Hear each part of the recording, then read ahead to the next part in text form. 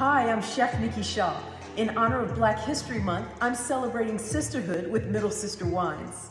Who remembers wine coolers from back in the day? A wine cooler was my very first experience with alcohol. Here's how you can make your own wine cooler right at home.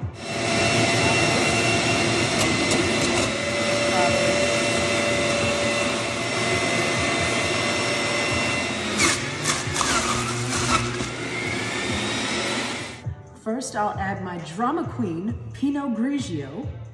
This has aromas of orange blossom and lemon zest.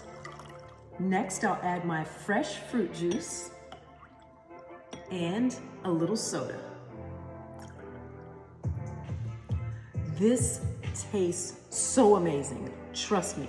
Order your wine online, make this recipe, and I guarantee it will make your day delicious.